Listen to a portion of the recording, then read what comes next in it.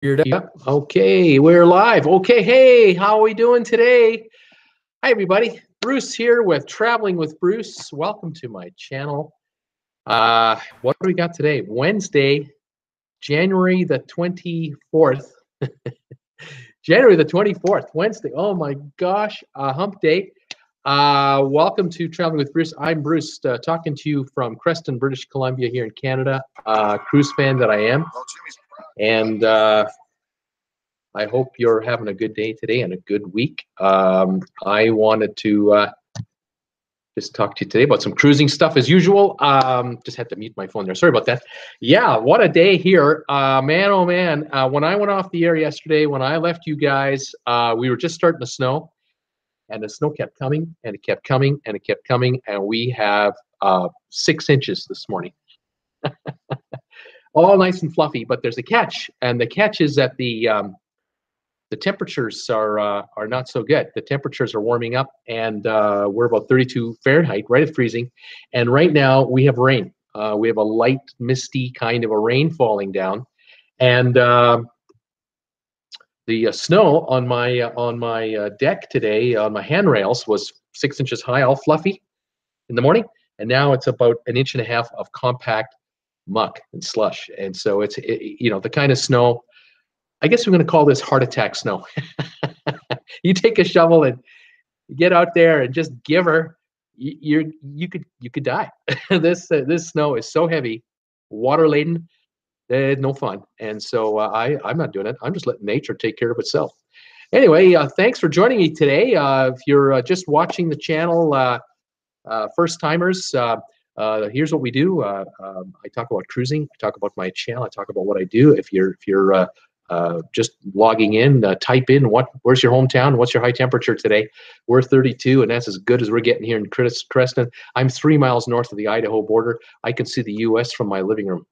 I keep an eye on you guys all the time. You're still there. It's all good. Traveling with Bruce is a channel that talks about traveling. I love talking about cruise ships as really my main topic of discussion most days. I like to follow the news about the cruise industry and what's going on, new ships that are coming out, and then deals, cruise deals. And we interact, my followers and I, we interact all the time as to what's going on out there. And we sort of stay on top of cruise deals and that type of thing. I'm just making double sure that I am live. Hopefully you see me out there. I think I am. And if anyone is out there, send me a message and say hi. Today, I wanted to update you guys on a couple of things with my channel, just so you know where we're at. I had yesterday 365 subscribers during this telecast yesterday, and right now we're at about 372, 373, somewhere in there, and I've added a few more folks, which is great. And I'm getting messages from more of you all the time. More and more people are sending me comments on my videos and my other videos, of course, I've listed. I have all kinds of playlists, by the way, for those of you who are new or are going to watch this video tonight and have never seen me before. The other thing that's new, or what's going on, is today is a big day. We're going to hit 50,000 views on my channel today.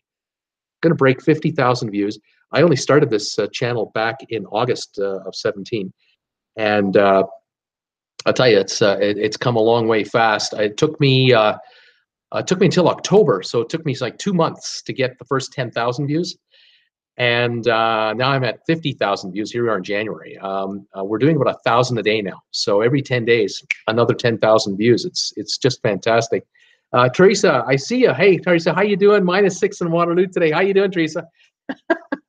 I can't believe it's colder there than here. But then again, I am in BC. I'm in British Columbia, and this is the weather I'm getting here is sort of the coastal weather that is sort of shifted through Washington State and then kind of comes up through Idaho into our place. And so I'm getting a very marine type weather system, very humid and quite wet at this point and cloudy all the time. So kind of depressing, but that's the way it is. It's winter. Summer's here are glorious. So what can I say? Welcome, Teresa. I know there's others coming, and welcome you to join in and sign in. Tell us where are you located and what's your high temperature today? Let me know. We're going to hit 50,000 views today on my channel. Thank you for all of you out there who are regular viewers of mine, occasional viewers of mine, my regular subscribers. And I have to have 240,000 of watch minutes by February the 20th to remain as a monetized channel. I'm at 210,000 now, and we're just adding 5,000-6,000 minutes every day. It's fantastic. We'll have that hit by the weekend, I think, or after the weekend. And then, yeah, 372, 373 subscribers. I need 1,000 by February the 20th to remain monetized, unless YouTube changes their mind or changes their policies. I don't think they are. And I'm hoping that in the next, like the last 2 weeks before the deadline, get 450, 500, 550 as it is. And the bigger the channel gets, the more viewers are just attracted to the channel. And I noticed, as a matter of fact, the last 4 days in a row, we're averaging about 1,000 views a day now. About 250 or 25% of the views are from subscribers. 75% are not. So 750 views a day are from people that are not subscribers, and that's where these new subscribers are coming from. And the channel volume is rising, and I wouldn't be surprised by next week if we're reaching 11 or 1,200 views a day, just on average. And there'll be another 150 viewers a day or 150 views a day from non-subscribers. And again, this train just keeps on rolling along, and yeah, I'm pretty sure we're going to have a pretty good run here at 1,000 subscribers. If we don't get there, if I'm short, say I'm at 750 or 800 when the 20th hits, they'll temporarily demonetize the channel. Won't mean anything to you guys. Won't make any difference to your viewing or anything else. Won't make any difference to my schedule. I was going to keep doing what I do. But when I reach that 1,000 plateau, which might be the next week or 10 days later, whatever it might take, then the channel is subject to reevaluation for monetization. And I don't know what, how the logistics works in it. I've been watching other YouTubers who kind of really know their stuff, and some of these YouTubers are they're kind of in touch with YouTube management because they're that big and active. And I'm getting little tidbits of information as to what's going to happen. And it's apparently not a big deal, but I don't know. Sometimes they say it's not a big deal, but then it's a big deal. So we'll have to see how this big deal or no big deal really is. I just don't want to be demonetized and go back into it again. I'd rather just stay monetized. So we'll have to see what happens. Anyway, so that's the story on the channel.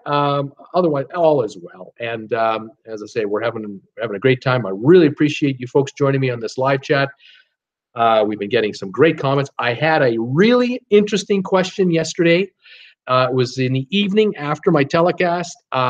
Somebody asked me a question and said, what would happen if I went off the cruise ship? If I was on a cruise, I went off a cruise ship, say in Mazatlan or Puerto Vallarta or in Jamaica or wherever, and I got lost or I got waylaid, and by the time I got back to the pier, I missed the boat. I missed the ship. What do I do? What would happen? And I thought, that's a great question. I thought today I'll start this broadcast off, the show off, by telling you what generally is the deal. The advice given to passengers who miss their cruise, first of all, the hope is that when you got off the ship in the first place, you had your ID with you. You should, if you're in a foreign country, whether it's Jamaica or if it's Saint Martin or if you're an American and you're stuck in St. Thomas, well, you're on U.S. territory. But if you're from Canada or if you're from Europe, you're in another country for sure. And hopefully you've got your ID with you, which includes your passport, any other ID you have, and your wallet, your credit cards, whatever cash you have. Hopefully you'll have that with you. If you don't, you're really got problems. You've got more problems. You haven't got, as if you haven't got enough already.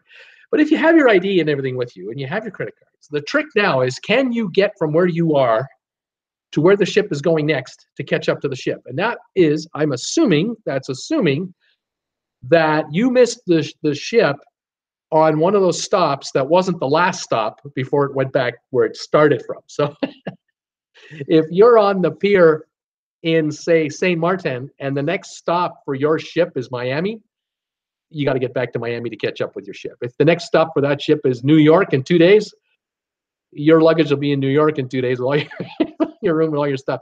So you want to get back to New York. But let's say you got off the ship in say, I don't know, you're not an American, okay, or even if you are, let's say you're Jamaica. Let's call it Jamaica. You got stuck in Jamaica, and the next stop is the Cayman Islands. All right, 180 miles.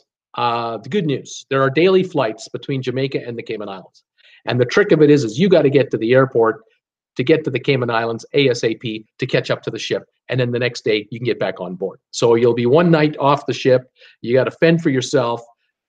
Feed yourself, find a place to sleep, get to the Caymans, and catch up with your ship the next day. But what you have to do is, if you do have your ID, you have your passport and your whatever, your ID and your money and whatnot, you're now going to call the ship. You should have your room card with you. And on the room card, there should be a number. As a matter of fact, you see this card behind me right here? This little blue one? Let me just grab this. There we go. This is my room key from the Norwegian Epic that I took a cruise on it back in 2015. And let me just see if there is a 1-800. There is a 1-800 number on there on the very back in the finest print possible. You grab your room key and you call the cruise line. You call the 800 number and you tell them who you are and what happened. They'll go, oh yeah, you're on the Epic and you missed your cruise. Oh, okay. It'll be in Cayman tomorrow. Let's see if we can figure out how to get you there. And they may offer services to, like in their emergency department, to work with you to help you get to where you have to go. But they're going to ask you all these standard questions. Number one, have you got a passport? Did you leave it on the ship? Have you got any ID? Do you have your money? Do you have your credit cards? This kind of stuff. Now, if you're marooned as a foreigner in Jamaica, you're on the pier and you didn't have your passport with you. You didn't have your wallet. You were just going out on a cruise or on a little jaunt. You took some pocket money with you, maybe $50, $100, and you thought you would just ride a cab around a little bit, see some sights. And you came back too late. Now you're on an island, you're in a country without proper documentation. If you're an American, you want to find an American consulate ASAP, but I would still call the ship first. I would call the cruise line first. They will help you with this. They'll figure out where you've got to really go. You're going to grab a cab. They may actually even talk to the harbor master, the person in charge of the harbor, and they'll help you, or they'll at least direct you, because they've seen this before. It happens. And so you're going to be directed into town. Now, if you missed your ship and it's 4 or 5 in the afternoon, you're probably too late to get to the consulate because they're closed. You're now dialing 800 emergency numbers for consulate personnel, and you may be able to find those, you may not. It becomes just an absolute domino effect of crap. One thing after another starts knocking you over. It's not good. By the way, folks, thanks for joining me today. I see there's a few watchers out here. If you're watching me, if you can, send me a message and say hi. Tell me what town you're in and what your temperature is today. And I'll say hi to you. At this point, I have Teresa showing on my screen here. I'm hoping my signal is okay. I'm going to ask Teresa, am I coming in loud and clear? Give me a thumbs up and just say hi on the chat. And let me know. Just want to make sure anyone who's watching can see me okay. Otherwise, I have to reload the site. But the picture looks good from here, and I think we're doing fine. Yep, I think I'm quite live. Anyway, okay, so you're at the pier, you have your ID or not, and now you've missed your ship. Like I said, you're going to call the 800 number on the back of your room card. You're going to talk to the cruise line, and at least they know.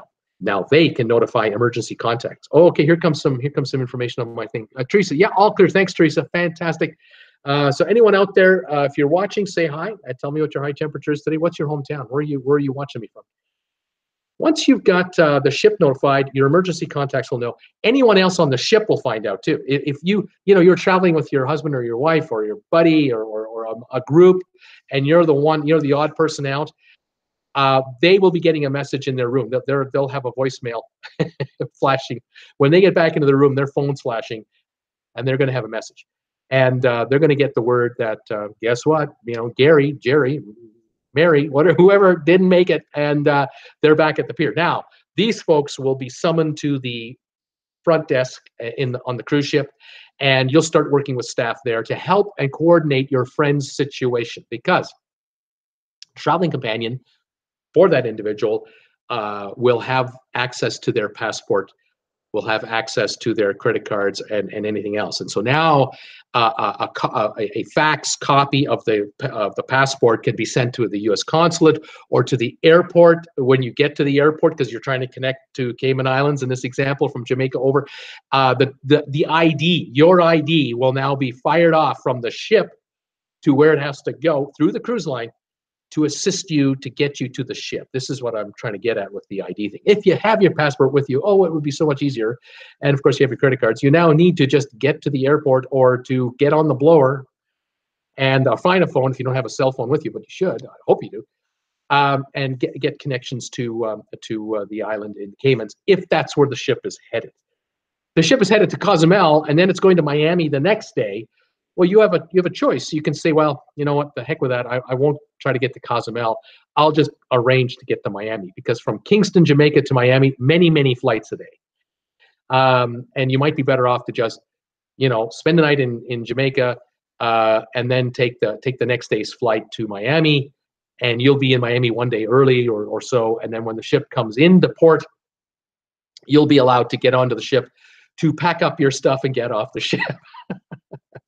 Not a great way to end it, let me tell you. Now, if you're on a longer journey, now I'm talking about a 14-day deal. Let's say it's a Mediterranean cruise, and it started in Rome, and it's going up to Venice, and then it's going over to Athens, and eventually it's going to end up in Barcelona and all the way back to Rome. You were in Venice and you got off the ship in Venice and you missed it. You now have to figure out a way to get to your next stop. And there are stories out there of people who literally, I missed my ship, and you know what I did? I made arrangements through the train service, like the National Rail, through Italy and Slovenia, over to say, I don't know, Split or whichever the next stop was. And I got there the next day, and I was waiting for the ship, and I got on the ship the next day and continued my vacation. But you let the ship know, you let the cruise line know, you have to let the cruise line know. You've got for their own sanity, where is this passenger? Because they know you're missing.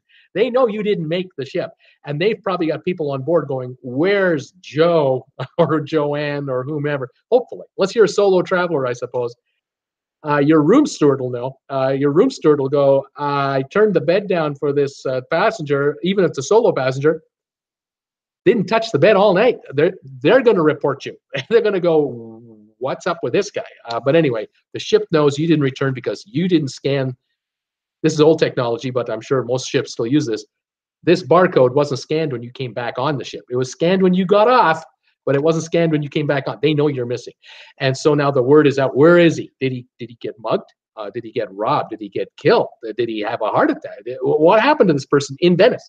And so the cruise ship really wants to know. The cruise line is dying to know what's going on here, whether they have an international incident on their hands with one of their passengers, an American, a Canadian, a Brit, a German, whoever. So that's how that works. So there have been stories where people, they made the next stop and they rejoined the ship and they continued their tour. And then there have been the other, stories where mom and dad missed the ship, but they left the kids on it.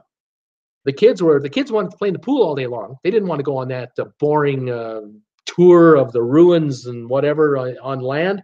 They just wanted to stay on board and play in the splash zone and ride the water slides and eat all you can eat in the buffet and hang out in the room, and they're having a wonderful old time. And mom and dad missed the ship. Well, yeah, you better call the cruise line, mom and dad, right now and tell them what the heck happened, because now they got to look after your kids. Your children are unsupervised. They're under 18 years of age. They're under 25 on an international vessel.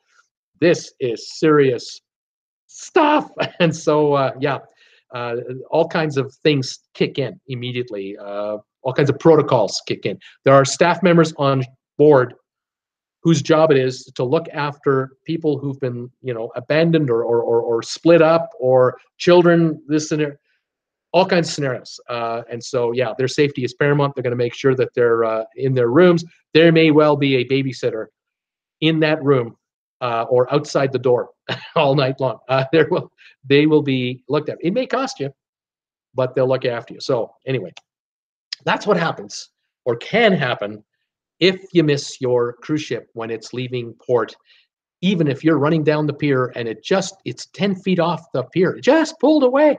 They're not stopping to come back 10 feet to drop the gangplank, let you on. No way. No, you're gone. You're done for. And now you must make arrangements to catch up with this ship tomorrow or wherever its next stop is. And if it's a 2-day sea journey from there, then it's 2 days until you can catch up to that ship. And like I said, if there are people on board that you were traveling with, there it is. They're going to find out that you didn't make it, and arrangements will be made. Now, I have heard also where people have just, they missed the cruise on the last day of the last stop, and they're from Dallas or they're from Los Angeles, and the ship is coming back to Miami.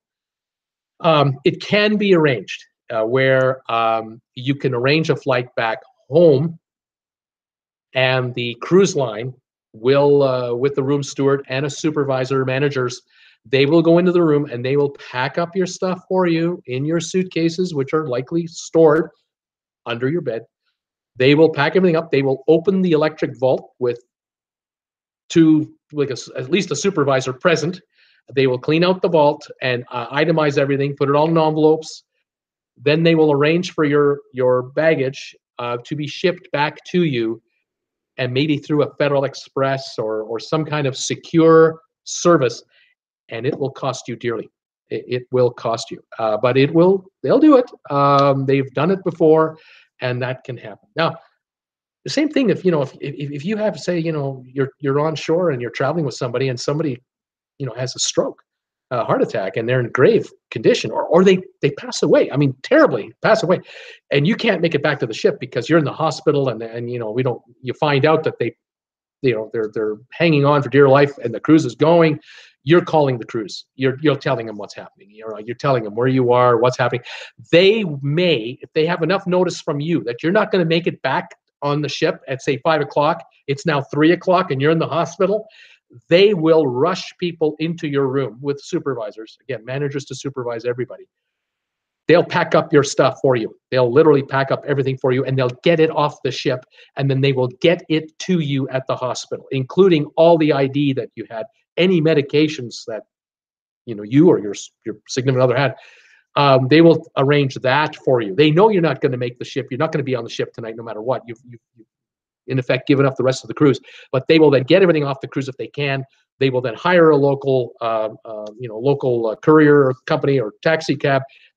They may even have a shore representative, someone on shore that works with the cruise line, is like an agent of the cruise line, to get material, this material to you, and then at least you're reunited with your luggage, your clothing, your personal possessions, and that kind of thing. And you kind of tend to it from there, because you don't know how long you can be in the hospital. If someone is very ill, they've had a heart attack, and hopefully they'll recover from it, but it might take a week or so before they're well enough to travel home.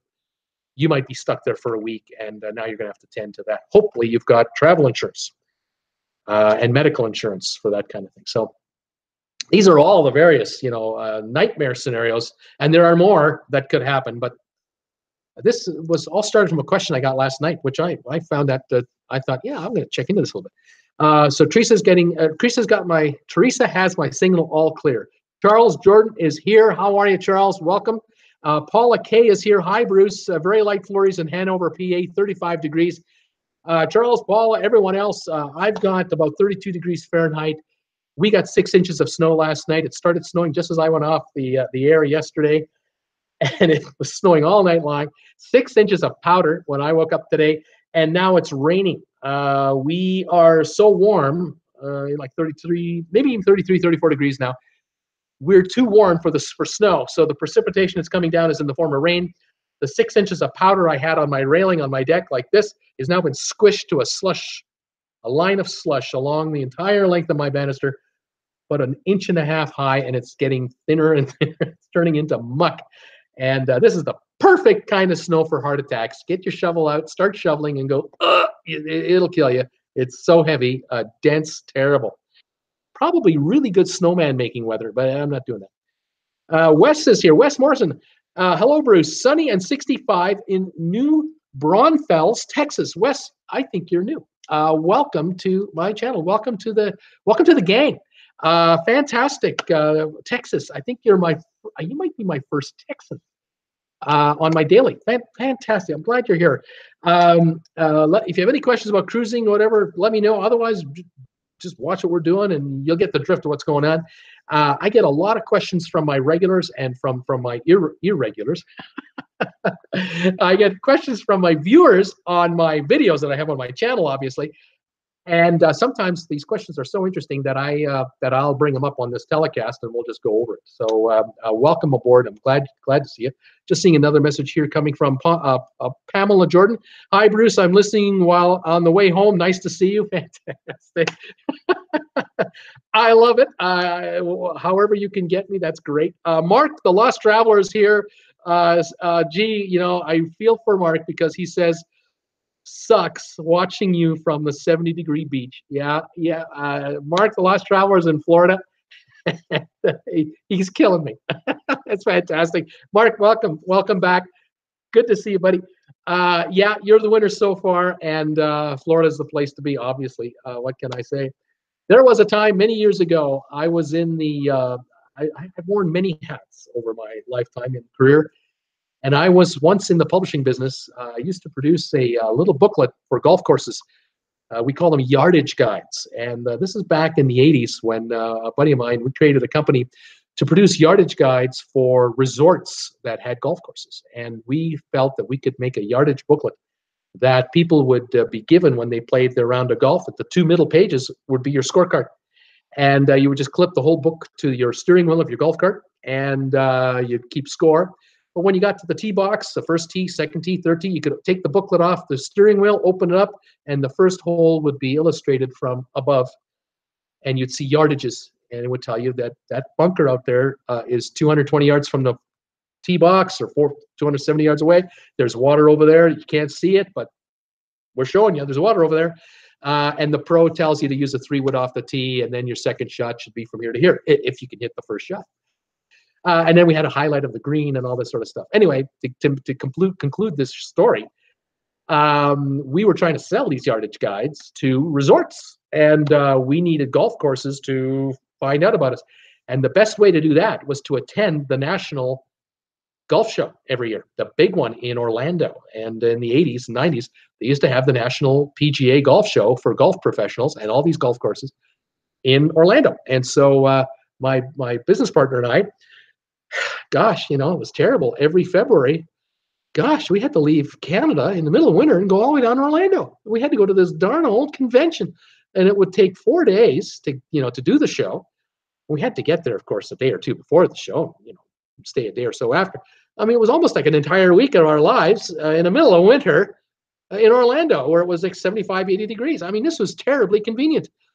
And so we did that for quite a number of years. And got to know Orlando and the area, fairly well, but that is now 30 years ago. That's a long time ago, but I used to enjoy doing that. The old International Golf Show, the National Golf Show. Who else is here? Teresa saying hi, Mark. Mark, the Lost Traveler, saying hello, T. Charles, hi, Mark, is saying hi. Mark, the Lost Letter, hi, Charles. Mark, the Lost Traveler. Now when I play golf, I use my Garmin. Yeah, that's right. What I did in 1980, 87, 88, 89, that business, that is gone. The yardage guides? No. I'm going to that. I'm going to that again this year. I should do a golf YouTube live. There you go. Well, Mark, you could do that.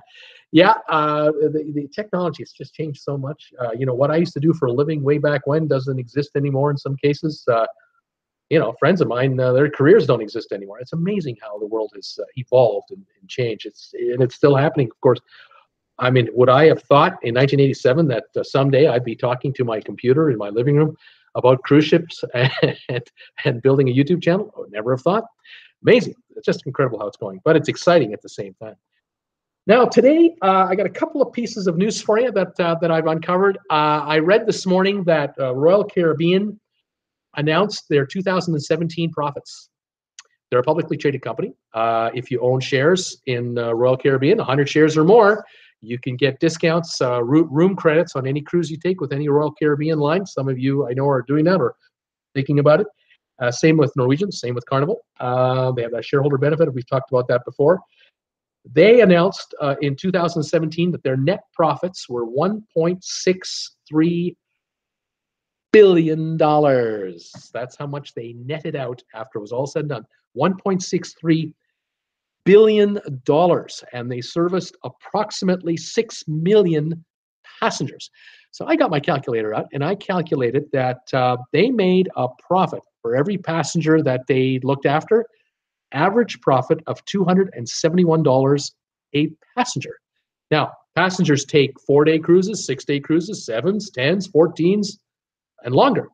So then I divided, I thought a typical cruise would be a 1-week cruise. I divided the 271 by 7, came out with $38.71 a day is how much money Royal Caribbean netted out on every passenger last year that took one of their cruises. Now, this would be Royal Caribbean, Celebrity Lines, and all the other lines that they own and operate, not just the mother company, not just Royal Caribbean ships only.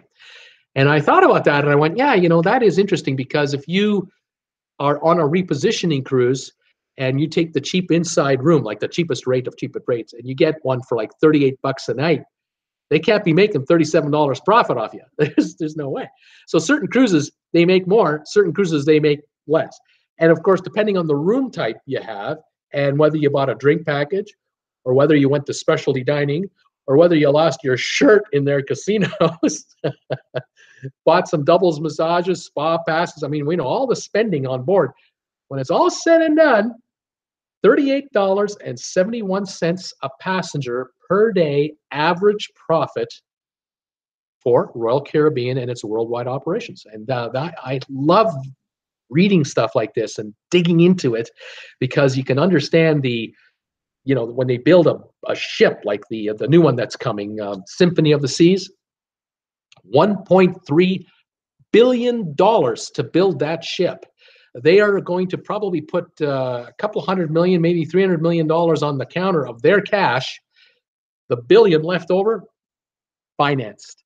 And it'll be financed at 4%, 4.25%, 4.5% interest over 25, 30 years, like a mortgage. And they've got mortgages or loans on all those ships that they operate under all their different brand names.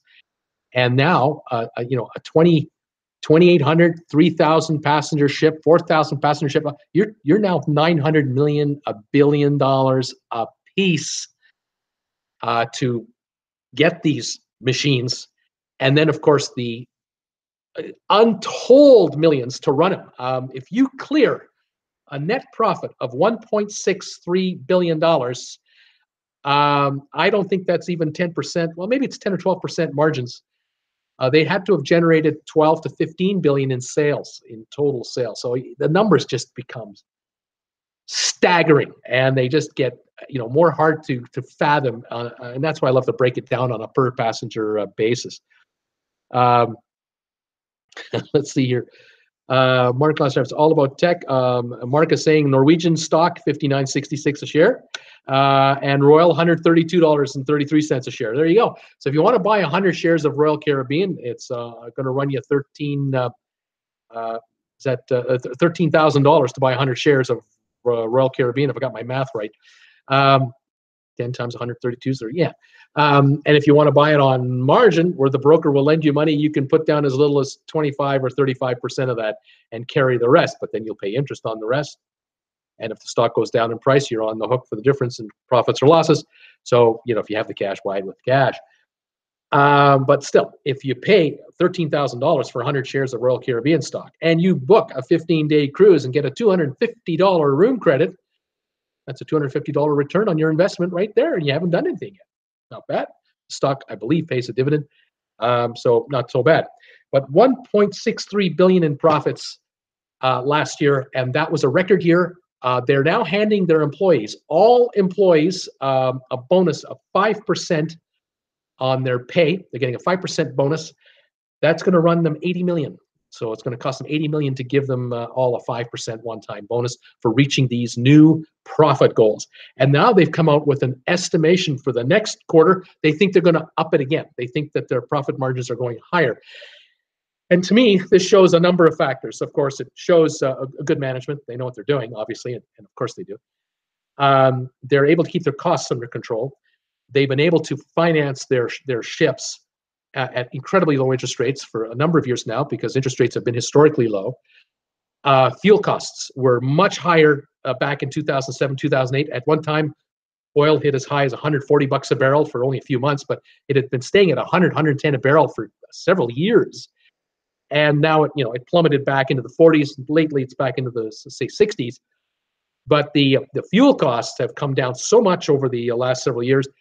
They have really experienced some serious savings. And then the size of the ships. Back in 2007 or back in 1997, another 10 years ago, 1,500 passenger, 2,500 passenger ships were big. Today, 2,000 passenger ship is small. And so the economies of scale is kicking in. So if you build the Allure of the Seas and the Symphony of the Seas, the Harmony of the Seas with 5,200 passengers, the ship might be, 60% more expensive than the last version that you used to build, but you've got double the passengers. And so now you have more people on board spending money, and the casinos are busier with more people, more shore excursions. They make a profit on that. Onboard activities, some you pay for, some you don't. All the specialty restaurants that are just constantly showing up. The income sources for Royal Caribbean and other cruise lines have been greatly enhanced, and it's showing on the bottom line. And every 13 weeks, these public companies have to report to their shareholders how they're doing. And it's like handing in a report card every 13 weeks. The pressure never stops. And so you have to find ways to keep growing the company and building up the business. Quite amazing what's going on there. The second story I was going to talk about today, just a quick little note. It's about San Juan, Puerto Rico. I mentioned San Juan yesterday when I was telling you about the Norwegian Bliss. That ship is, or is it the Epic? Sorry, it was the Norwegian Epic. It's going to be based out of San Juan starting in 2019. I caught a little one-liner this morning, news release saying that in January, just this month right now, about a week and a half, 2 weeks ago, they had the best week for passengers for a long time. They had 35,000 cruise passengers visit San Juan, Puerto Rico in 1 week. That shows that San Juan, Puerto Rico is back in the cruise business, visitation business. That's back. So the cruise ships who used to visit San Juan and then they stayed away for a while because of the hurricanes, they're back now. So all the lines are having visits, and of course, several lines are using San Juan, Puerto Rico as a home base for Caribbean cruises. Great for the local economy, great for the morale of the people who live there. It's just great to see. I know so many people of Puerto Rican heritage take cruises out of New York, take cruises out of Miami, specifically because the ship is going to stop in San Juan. And they've got a 1 day, an 8-hour day in San Juan with all the relatives, to say hi to everybody. And it's a big deal, a really big deal. And a number of people from the U.S., the mainland, will fly to San Juan for a couple of days, visit with the family, get a cruise, and then come back to San Juan, visit with the family a little bit more, and then head back home and get a bit of a vacation in and a reunion in. Wonderful. So great to see San Juan, Puerto Rico coming on like this with cruise ship passenger visits. It's a wonderful thing.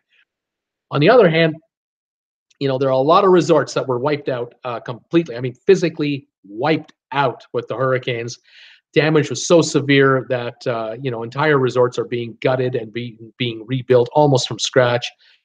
And it'll take quite a while yet for a number of them to come back. And so until I would say by the end of this year, this fiscal year, maybe this fall, hopefully for next winter, most resorts will be back online in Puerto Rico. And hopefully this coming hurricane season, this fall, they won't have landfall and have anything as bad as they had last year. We'll just cross our fingers and hope for the best. So we'll have to see how it goes. We've got some more messages here. Let's see here. What do we got? Mark the Lost Traveler. I'll plug my YouTube channel. It's Mark the Lost Traveler. If anyone likes, right on, Mark. And then Charles Jordan, is that $38 a day per passenger profit? Yes, it is. Charles, it is. It's $38. Back to Royal Caribbean, how much money they make? $38.71 a day in profit based on an average 7-day cruise. I'm assuming that with all the cruises that Royal Caribbean offers, they do have some 5- and 6-day cruises, and then they have a lot of 1-week cruises, of course, but they also offer 9 and 10 and 12-day, and then, of course, 14-day and so on cruises. Some are longer, some are shorter. So I'm kind of taking the average of 7 days per person and coming out with this number. It may be, plus or minus a couple of dollars, depending on the actual average of time that a typical cruise passenger spends on Royal Caribbean. But I'm guessing 7 days is probably not too far off the mark. $1.63 billion in net profits for 6 million passengers, which is $271 a passenger. Now, if that came in over 10 days, it would be $27 a day. If that came in over 5 days, it'd be, double. But I'm guessing it's a 7-day average. So yeah, $38 a day. Okay, we got Royal Caribbean covered, San Juan, Puerto Rico covered. My third story today is MSC Cruises. I keep coming back to MSC Cruises because I am finding out info on MSC, and they are doing a serious marketing job right now to really get the word out about who they are and what they're about. And I found out a little bit more why. Just before I get to there, I want to double check my notes here. Mark the Lost Traveler saying, what does everyone carry on their carry-on bag? I just carry towel clips from a large mug, hat, sunscreen. Ian Spencer is saying, what's up? I'm back. Ian, welcome. How you doing, buddy? Mark is saying pretty close to that number, Charles, for 7 days. Teresa, extra set of clothes and shoes and anything else that won't fit in my suitcase. Mark like that one. Ian is saying, I was just in San Juan, Puerto Rico on the Holland America cruise. Be curious to know what it was like. Oops, spelled that wrong. No problem, Ian. Teresa is saying, how's the port in San Juan? Is it back to normal? Ian is saying, yep, back to normal. Ian also says the lower buildings on the island are pretty bad. Yes, sir. Very, very bad. Flooded out. Teresa saying we haven't stopped there in February, so we'll good to know. And Ian is saying at least everything's open. And I'm thinking that definitely Old Town San Juan, you probably won't notice too much of a difference unless there's some damage on some of the lower floors. But I would imagine most of Old Town San Juan is up and running again because that had to get going. That's where the tourists head first. Wes is saying January the 8th, I took a cruise on the Viking Star from San Juan. There were at least 3 cruise ships there. Wes, you were on the Viking Star. Tell us, how did you like it? Would you give it a thumbs up? Were you pleased? Have you done it? Have you done Viking before? Is this your first cruise with Viking? I believe the ships hold 930 passengers. If I'm right, confirm. Putting you to work. Okay, my next story, MSC Cruises. This cruise line, folks, we're going to hear a lot about these people. I know the other day, about 4 days ago, I mentioned how big they are already, how big they're going to get. But I found out even more information about these guys. Just to recap, they are owned by a shipping company, a container shipping company, the second largest in the world. That company operates, I think it was 571 ships around the world, 530 offices worldwide. That monster mother corporation, the major, they're huge.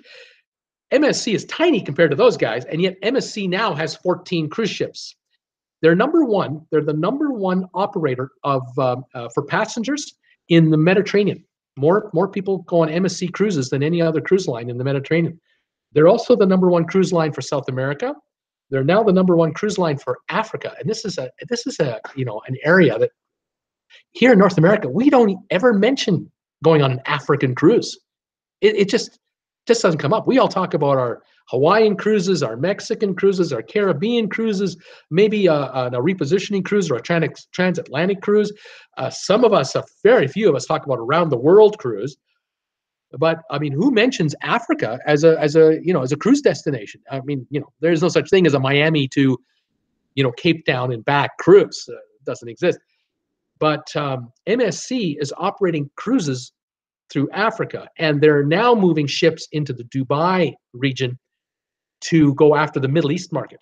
Big time. India, Sri Lanka, UAE, Oman, through the Suez Canal into the Mediterranean, and then over to Asia. They're really expanding. But they have 14 ships now that have an average capacity of 2,892 passengers. In 10 years, by 2028, they expect to have 28 ships under their name with an average capacity of 3,734 passengers.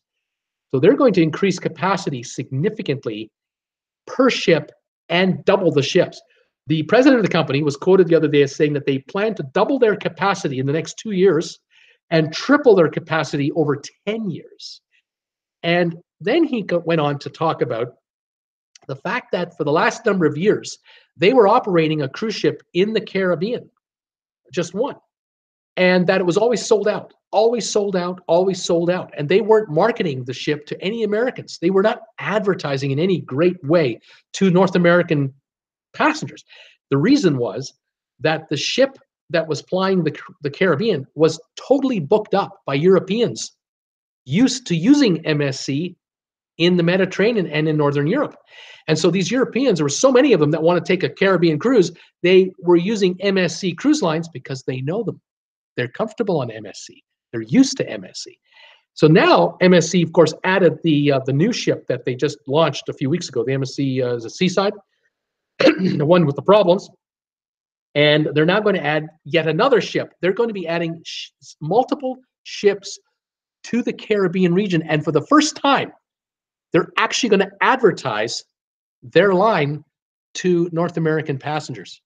So they're only just now starting to go after us, to actually entice us to take their cruise line for a cruise. And I can tell you, you're going to get the full European experience on board this ship. So really, if you've taken a Royal Caribbean cruise before, you've been on Norwegian, you've done Carnival, you may want to try an MSC cruise a few months from now when the Seaside is, got its act together. I'm sure it will.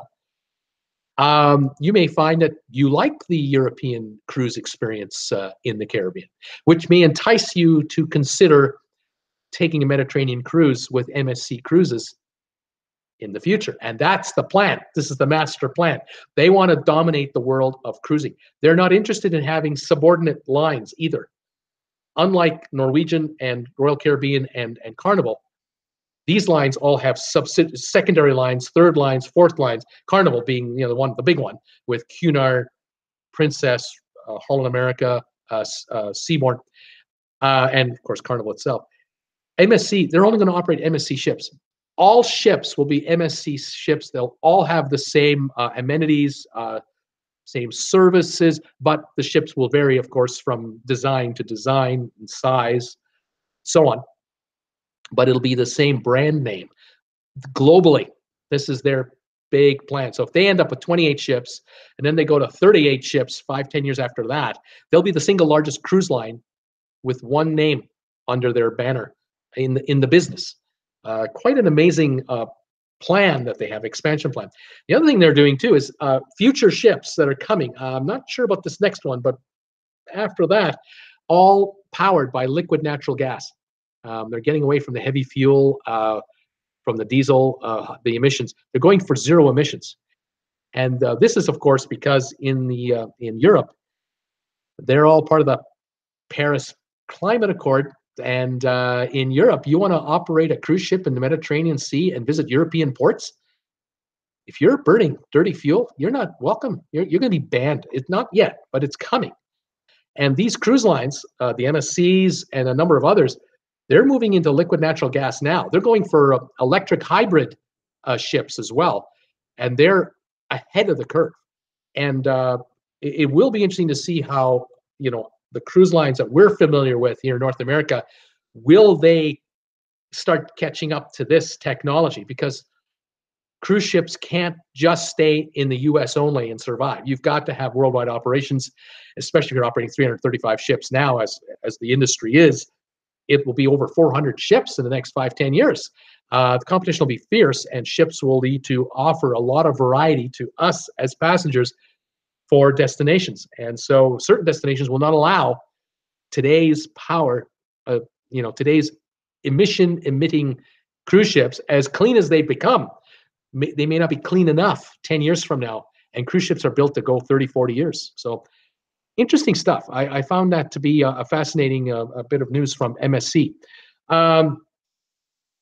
Ian, Teresa saying we have a stop in San Juan in February. Good to know. Ian saying everything is open in San Juan. Wes then said, January 8th, I took a cruise on Viking Star. Then Wes came back and said, first ocean cruise, awesome experience. I've done a river cruise on Viking as well. Well, I'll tell you, Wes, if you're starting off your first ocean cruise on a Viking line, way to go. That's a beautiful, beautiful way to get it going. Mark Lost Traveler saying, how many cruises has everyone been on? This Norwegian cruise will be my 20th. I've been on Viking, Royal, and Norwegian. Have done Viking river cruises as well. By all means, kick in, folks. Yeah, you know, this Viking line is also an up-and-coming line. Used to be that Viking was only known for cruises on river cruises. And then about 4 or 5 years ago, they began to get into the ocean line game. And they now have, I think, 4 ships on the seas, maybe 5, and 2 or 3 more in order. They'll be at 7 or 8 ships in the next few years.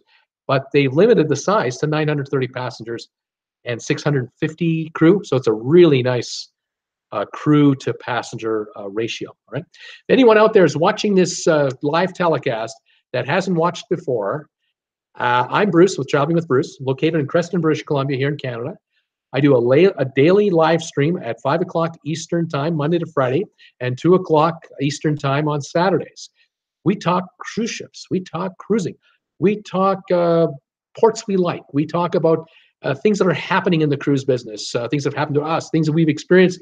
And we also fire questions around as to what do you think about this? Have you anyone heard about that? And if you're just watching, great. If you want to participate, those of you who are watching live and haven't signed in, you can always let me know what's your hometown, what's your high temperature going to be today. Say hi to the gang. If you're watching the comments here on the live telecast, you'll see that it's quite active. We're kibitzing back and forth all the time. I'm kind of like a moderator, I suppose, so the host. And I like to read these messages so that you at home and you who are watching this video tonight, tomorrow, next week, next year, you know what the heck we're talking about. What's he talking about with all these people? Well, I'm reading the comments, which you can't see. Only those who are watching live actually see the comments that are being made. Wes is saying, on MSC ships, do they speak English fluently? Apparently, the story goes that on the Caribbean side, yeah, no problem whatsoever. On the European side, I'm going to say yes, because it's an international language. But I'm also going to say that don't be surprised if Italian, German, French, and other languages are spoken on board as well, which just, you know, to me, enhances it all. I think it's just fantastic. Mark, the Lost Traveler, saying yes, they do. Teresa saying over 20 cruises for me. I have sailed Norwegian, Royal Caribbean, Celebrity, Princess, Carnival, and MSC. Mark Lost Traveler saying nice going, Teresa. I personally have been on Norwegian. I've been on Holland America. I've been on Princess and Royal Caribbean. And as a young lad, I crossed the Atlantic Ocean on an ocean liner known as the Homeric, which was operated by, at that time, Home Lines, which no longer exists. I think Home Lines was acquired by a company that ultimately became part of Carnival, but I could be wrong. Might have been part of Cunard. But this is back in the 50s, 60s, 70s. It's way, way back. So I've been on a few trips myself. I have many more to do. Now, the next point I wanted to bring up, next little tidbit of info for you guys. We're nearing the hour mark. Today, I tweeted today and sent out messages to everybody that we're going to do my live stream today, and I put a teaser in there talking about the mile per gallon that the Harmony of the Seas gets, and I claim that the Harmony of the Seas gets 62.5 miles a gallon, and I'm here to defend my thesis, my calculations, and here's basically the deal. So the Royal Caribbean Harmony of the Seas, largest cruise ship right now, servicing passengers at the moment, until it's passed by Symphony of the Seas later this year. The Harmony of the Seas has approximately 5,200 passengers on board when it's filled, and it has about 2,394 crew members. So we're talking about 7,000 what is that? 76, 75, 94, almost 7,600 people. If the ship is running at full speed, it is using 125 gallons of fuel for every mile that it travels. And it's using, in other words, it's using a gallon every 45 feet. 45 feet, another gallon, another gallon, another gallon. I did the math with 70 approximately 7,600 passengers with that kind of mileage. It comes out to 62.5 miles a gallon per passenger. And that includes crew as well. Of course, crew, they are and they are not passengers, but they are. And so 62.5 miles a gallon per person on the Harmony of Seas at top speed is the mileage of that ship. And I thought that was pretty interesting. That's not bad mileage, divided by even by two. I mean, my wife and I drive in our Hyundai Sonata. I'm getting 40 miles to the gallon on that little guy. Here we are. We'd be getting 31 miles a gallon on a cruise ship with all the amenities. I mean, my car doesn't have a swimming pool or a jacuzzi or a sauna, not let alone a restaurant or 2 or 27 or whatever it is. But I thought that was pretty cool. I also picked up some information on the ship as well. I was looking up info on usage in a week. What does the Harmony of the Seas use in a week? And in beef, 15,600 pounds of beef in a week. Chicken, 16,000 pounds. Pork, 10,517 pounds. 1,800 pounds of lobster. Other seafood, 11,000 pounds a week. Salmon, 4,000 pounds. Now, why is salmon not seafood? Whatever. Fresh eggs, 86,400 eggs a week. That's a lot of eggs. 16,500 pounds of flour, 3,500 pounds of sugar, 1,500 pounds of coffee, fresh fruits, 45,000 pounds, fresh vegetables, 62,000 pounds, fresh berries, 600 pounds, potatoes, 18,000 pounds, ice cream, 8,000 gallons a week of ice cream, milk and fresh cream, 8,000 gallons, cheese, 5,800 pounds a week, beer, 10,200 bottles, and in cans, 8,500 cans of beer.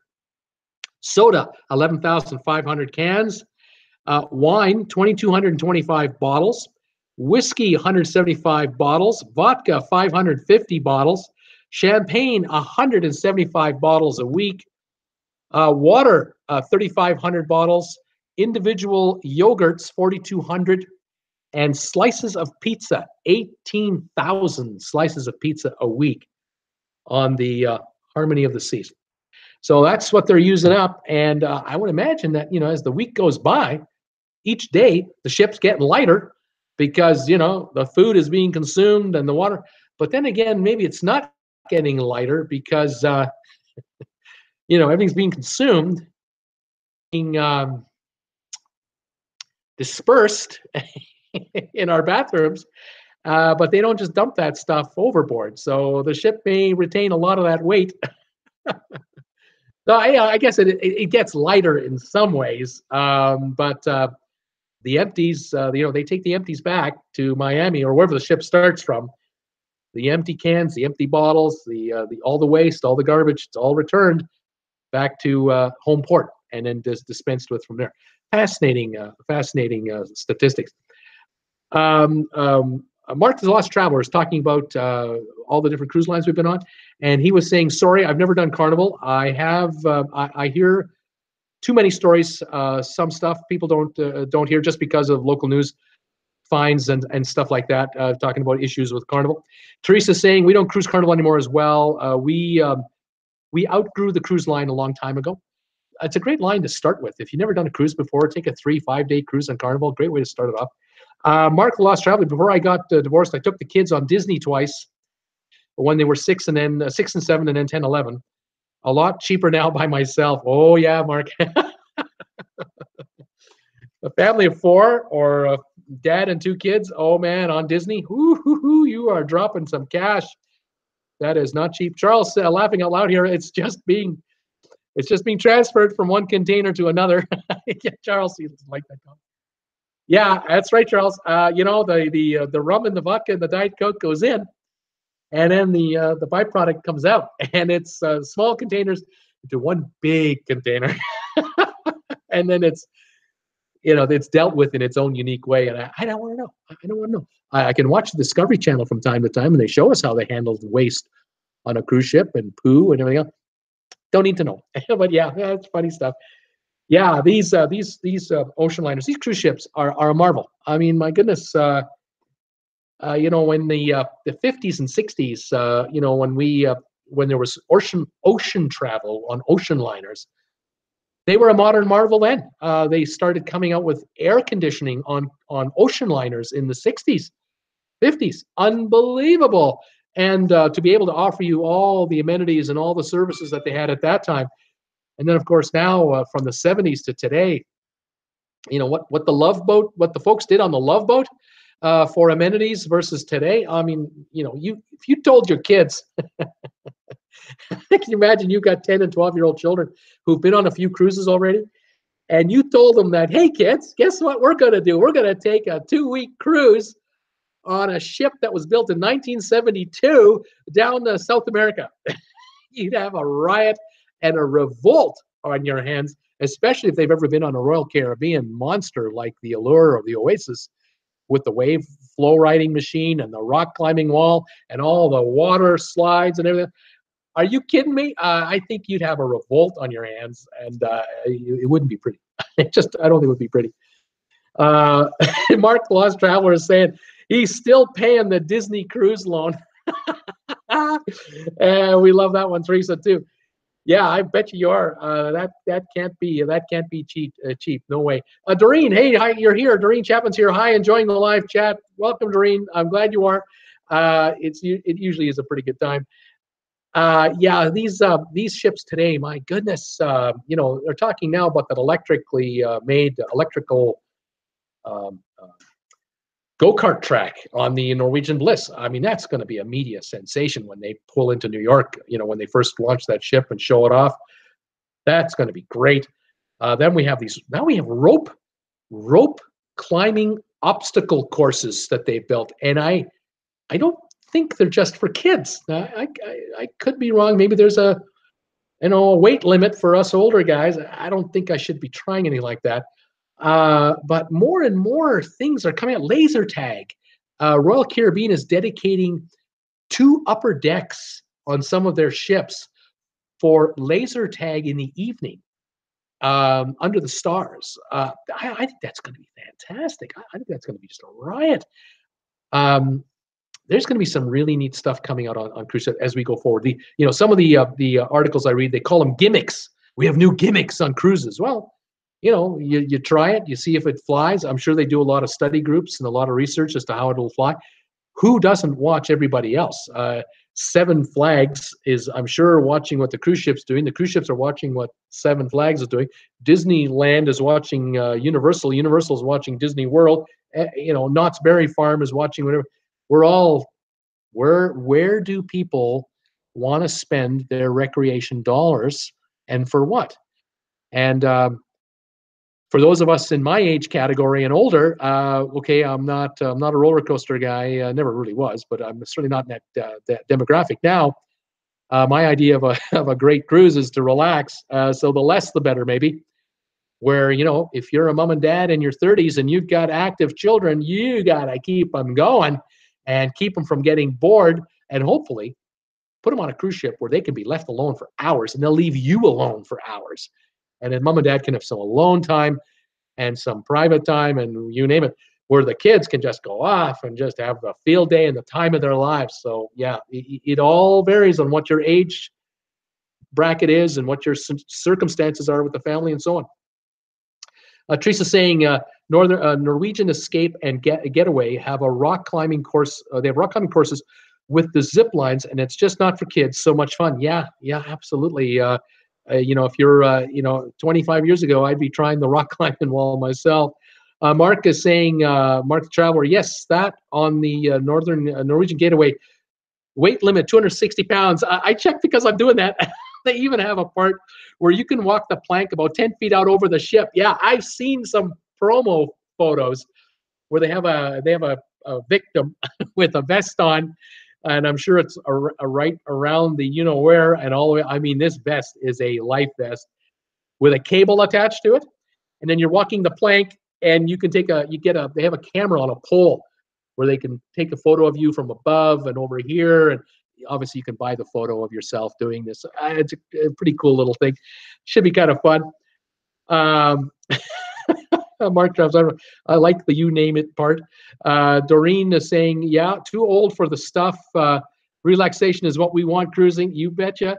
And then Teresa saying, yes, they do pretty, that's pretty scary, that plank, as Teresa saying. And Mark, Lost Traveler, me and UT on Walk the Plank. There you go. There's a meetup. I don't think I'll be doing that. I'd be happy to watch you guys do it if I have to be on the cruise with you guys, but I don't think I'm going to be doing the Walk the Plank myself. I've always been curious if anyone has been on the Royal Caribbean ship. The name escapes me at the moment, but it's the ship that has that pod on the end of this crane, this arm that comes up, and it lifts you up 300 feet off the water surface. Is it the Ovation of the Seas? Is that what it was called? Has anyone been on the Ovation of the Seas with that pod? I'd be curious to know if anyone's ridden that, and is it any good? Is it just a one-trick pony, or what's the deal? And do you have to pay for it? Is it extra, or is it part of your deal? I'd be curious to know that. Teresa's saying regarding Walk the Plank with Mark, for sure. Just don't push me over. Laugh out loud. Charles Charles Jordan saying, laugh out loud. I'm not too old. Right on, Charles. I think young, but I look at the mirror and then I kind of walk up a flight of steps and then I realize I feel a bit older than I think that I am. I'm thinking younger than I am. Quantum of the Seas, Charles. Thank you. Quantum of the Seas. That's the name of the ship with that arm that goes up. And then Teresa saying Anthem of the Seas has it as well. Oh, good. Has anyone been on it? Is it any good? Is it exciting? Is scary? Boring? This kind of thing. I'm assuming that certainly when you're in port, they probably will operate it. Will they operate it at sea, and under what conditions? I can imagine that there are certain days they lock it up. It's too rough to be used.